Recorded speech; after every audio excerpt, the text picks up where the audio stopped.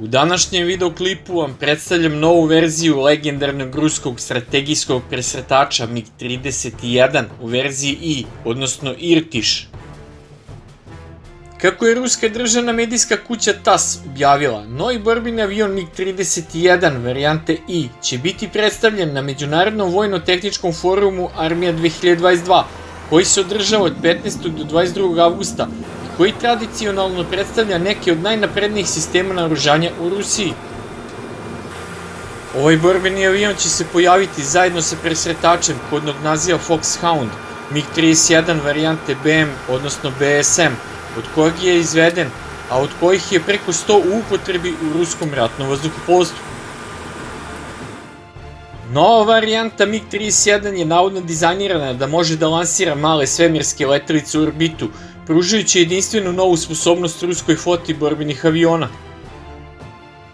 MiG-31 je najteža klasa taktičkog borbenog mlaznjaka koji je operativan bilo gde u svetu, a njegov veliki domet, velika nosivost, neuporediva brzina i operativna visina dugo su ga činili idealnom platformom za lansiranje i satelita i protivsatelitskog oružja. Na varijanti ubice satelita ASAT rad je počeo 1980-ih kad se pojavila varijanta MiG-31 verzije D, pre nego što je okončan kada se Sovjetski savez raspao. Rad na razvoju ove varijante MiG-31 je nastavljen sredinom 2010-ih, naoružanim za antisatelitsko ratovanje, koji je prvi put viđen 2018. godine. Korišćen je za razvoj u mnogim aspektima najmoćnijeg lovca presretača na svetu, MiG-31K, koji je ušao u službenu upotrebu krajem 2017. godine i nosi hipersoničnu balističku raketu KH-47M2 sa brzinom od 10 maha i dometom od 2000 km. Ova varijanta MiG-31K je imala svoju borbenu premijeru 2022. godine u udaru na ciljeve u blizini teritorije NATO-a u Ukrajini.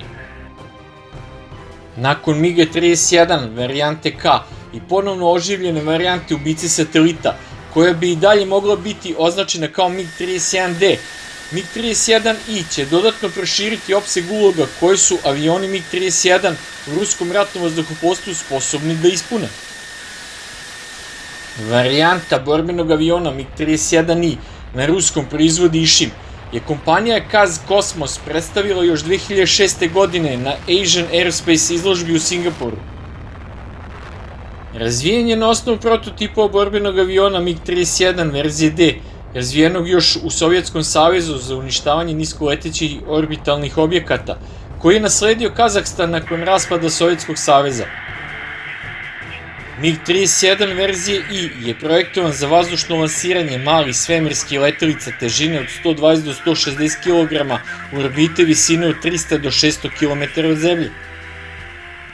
To bi takođe potencijalno moglo da poveća interesovanje stranih zemalja za MiG-31, kako u Kazahstanu koji trenutno koristi tu klasu borbenih aviona, tako i za nove klijente sa sopstvenim svemirskim programima, pri čemu bi avion potencijalno imao civilnu i vojnu primjenu. Okvir aviona MiG-31 nema konkurenciju u inostranstvu u pogledu nosivosti, veličine, brzine ili visine, pri čemu Rusija sve više kapitalizuje svoj potencijal da delimično nadoknadi nedostatak novih postsovjetskih borbenih aviona projektovanih od nule u ratnom vazduhoplovstvu koje je većim delom nasledilo sovjetsko, a to su VKS Rusije. Flota presretača MiG-31 je takođe dobila značajne nadogradnje počevši od ranih 2010-ih sa ogromnim napretkom u situacionoj svesti. Avion ima standardno naoružanje mnogo većeg dometa od bilo kog drugog lovca ili presretača, a to su nove rakete tipa vazduh-vazduh R-37M sa dometom do 400 km i velikim bojnim glavama od 60 kg. Nove karakteristike kao što je kompatibilnost sa infracrveno vođenim raketama klase vazduh-vazduh su nastavile da se integrišu na MiG-31, što ukazuje na visok prioritet koji je dodeljen sposobnostima flote ovog borbenog aviona, pri čemu MiG-31 i danas lete na misijama čuvanja posebno značajnih ruskih položaja, kao što su Kaliningrad, Arktik i vojni objekti Rusije u Siriji. Pošto su neposredni naslednici MiG-31, MiG-31M i MiG-144 otkazani tokom 1990-ih zbog nedostatka sredstava, Uprkos tome što je razvoj završen za MiG-31M, novi naslednik je trenutno u razvoju u okviru programa PAK-DP. Uzimajući u obzir sve veći opseg uloga koji se dodeljuju floti MiG-31, MiG-31 mogu ostati u službi dugo vremena, a možda i nakon 2030. godina za lansiranje hipersoničnih raketa Iskander i rat u svemiru, bez obzira na to da li će varijante presretača ovog borbenog aviona biti zamenjene sa nekim novim tipom ruskog borbenog aviona. A šta vi mislite, koliko je i danas perspektivan najmoćniji ruski presretač MiG-31?